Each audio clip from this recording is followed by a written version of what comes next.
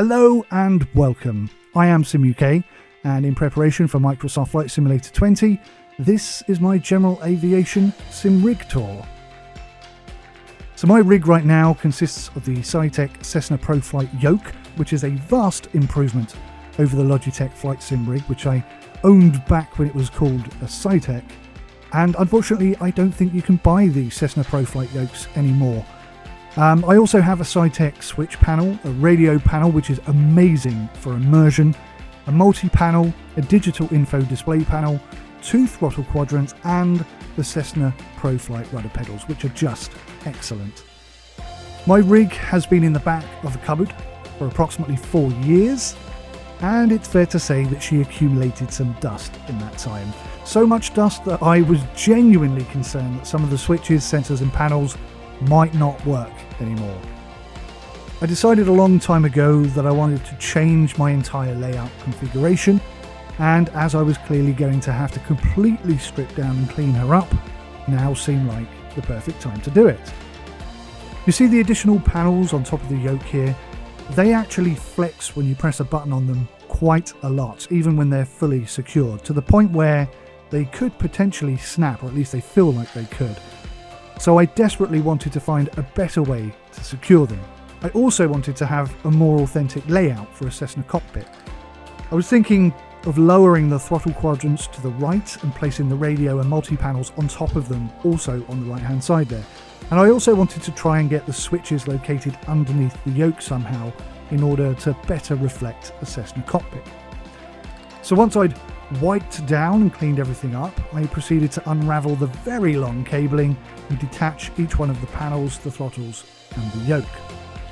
Now I'm using a Wheelstand Pro. It's a pretty decent device. It's extremely robust, but it isn't perfect. When it arrived, it came with a second bar in order to expand the rig further sideways. Now I only installed one originally for 2 reasons. The first reason is I wanted to be able to fit it into my closet, or my wardrobe as we say in England. When I wasn't using it, I didn't realise at the time that it would be there for 4 years. Also, reason number 2, when the Wheelstand Pro first arrived, they didn't actually include enough screws and bolts to attach both of them, and I should really have complained about that at the time, because this is not a cheap stand by any stretch of the imagination. So I had a plan, but I was also aware that as Saitek are now owned by Logitech, and the Cessna ProFlight kit was actually created by Mad Cats, who unfortunately went into liquidation in 2017, and it seems like Logitech did not obtain that license.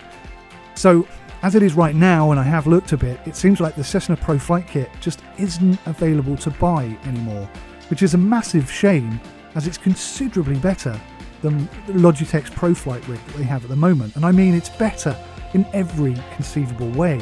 The build quality is higher, the look of it is higher, the feel of the Cessna yoke itself, which is designed on the official Cessna yoke, is just much better.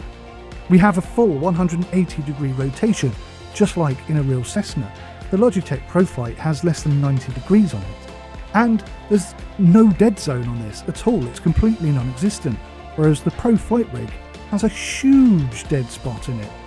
We also have more buttons by default, and you can times the number of buttons that we have by 3, because we also have 3 modes for configuration. And therein, actually, laid one of my biggest concerns. Like I say, Logitech took over Saitek, and they have, thank God, updated all of the drivers for the panels and the ProFlight systems, but they didn't do the same for the Cessna ProFlight rig. But that was potentially going to pose a little bit of a problem.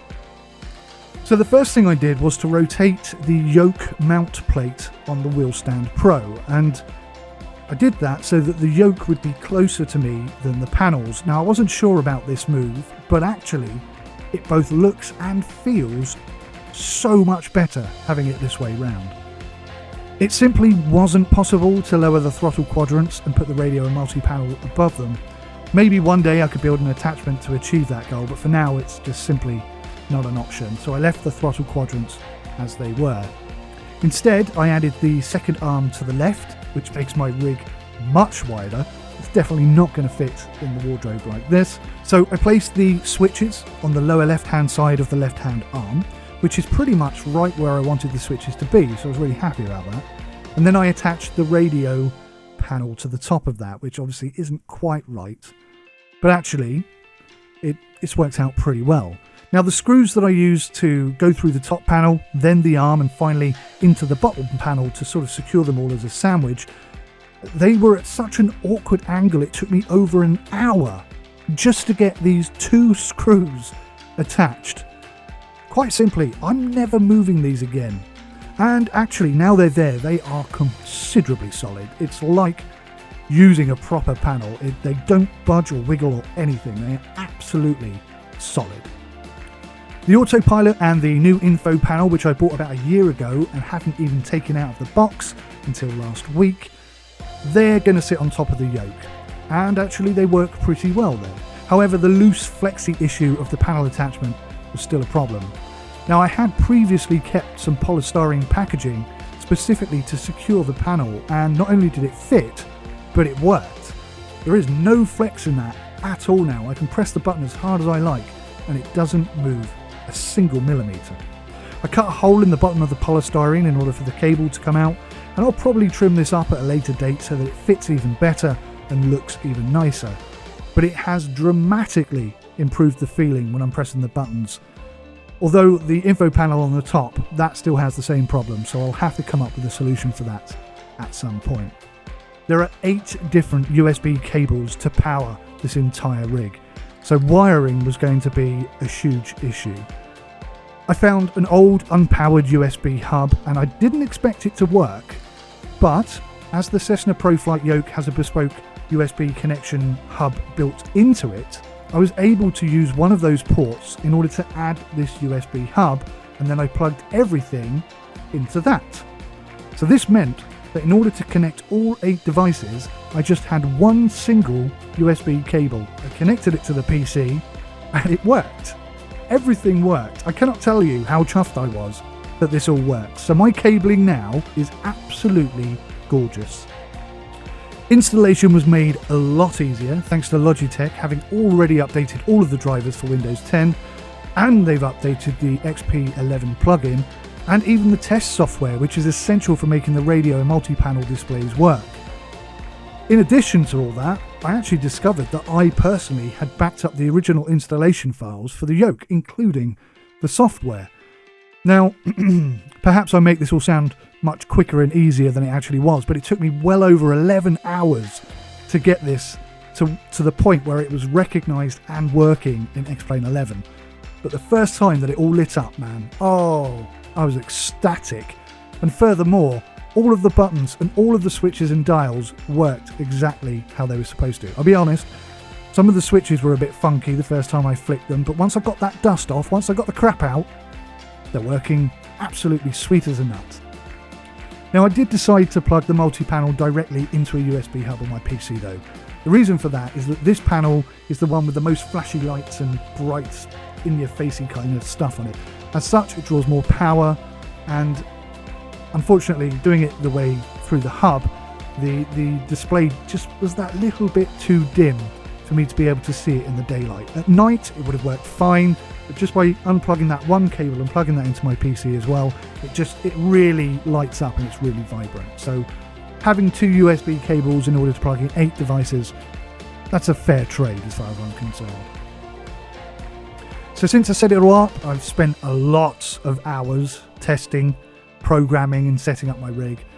I've still got a touchscreen GPS and a tablet mount for the yoke to add to my setup, but overall, as it is right now, I'm just so happy to have my rig up and running, and I'm really enjoying relearning how to fly all over again.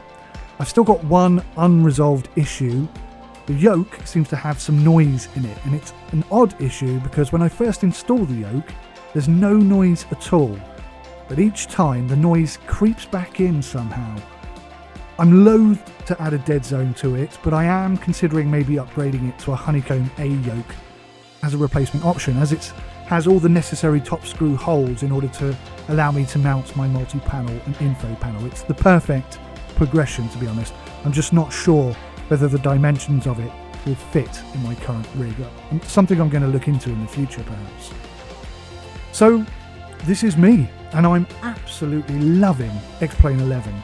And if you want to see some gameplay footage of me playing X-Plane 11 and in the future, hopefully Microsoft Flight Simulator 20, then please head on over to SimUK Let's Play, and there you can see what I have been doing with my rig in the last week. Just give me a bit of time to edit and upload those videos. There's nothing there right now.